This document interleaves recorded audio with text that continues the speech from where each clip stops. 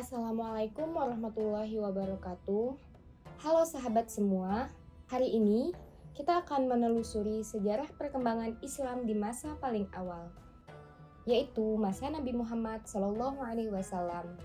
Yuk kita mulai perjalanan ini dari kota kecil yang mengubah dunia, yaitu Mekah. Sebelum Islam datang, Mekah adalah kota dagang yang sibuk. Tapi di tengah kesibukannya, kota Mekah ini penuh dengan tindakan ketidakadilan, kesenjangan sosial, dan penyembahan berhala. Kaum Quraisy memegang kekuasaan besar, tapi tidak sedikit dari mereka yang menindas orang miskin, budak, bahkan perempuan. Di tengah kondisi yang caruk-maruk itu, lahirlah seorang anak bernama Muhammad dari Bani Hashim. Sejak muda, beliau dikenal jujur dan terpercaya. Julukan Al-Amin melekat kuat padanya. Saat berusia 40 tahun, Muhammad sering menyendiri di Gua Hiro. Disinilah pada suatu malam, wahyu pertama diturunkan oleh malaikat Jibril. Ayat pertama yang disampaikan adalah Iqra, yang artinya bacalah. Peristiwa ini menandai awal kenabian Muhammad SAW dan juga lahirnya Islam. Awalnya, dakwah dilakukan secara sembunyi-sembunyi. Hanya orang-orang terdekat saja yang menerima dakwah beliau, seperti istrinya, Khadijah, Abu Bakar, Ali bin Abi Thalib, dan Bilal bin Rabah yang memeluk Islam pada saat itu. Tapi setelah 3 tahun, turunlah perintah berdakwah secara terang-terangan. Tantangan pun mulai datang. Nabi dan para pengikutnya dilecehkan, disiksa, dan diboikot. Tapi semangat mereka tak pernah padam.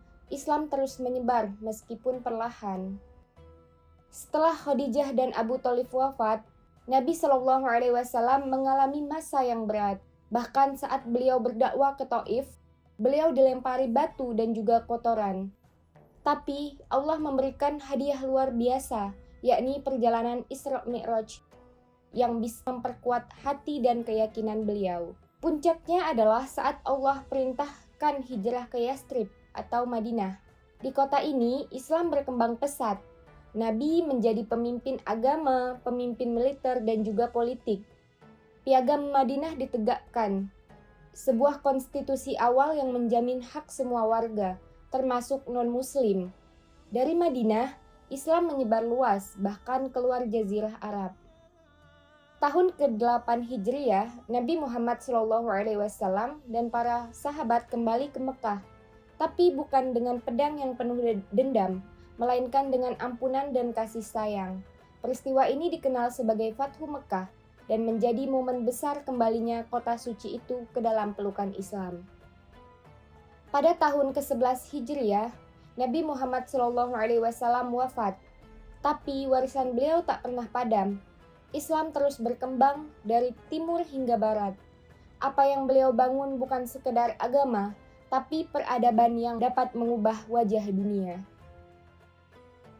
Sejarah ini bukan sekedar cerita lama. Ini adalah cerminan perjuangan, bahwa perubahan besar bisa dimulai dari satu langkah kecil dengan niat yang tulus. Mari kita teruskan perjuangan Rasulullah SAW bukan dengan pedang, tapi dengan ilmu, akhlak, dan kontribusi nyata untuk umat dan dunia.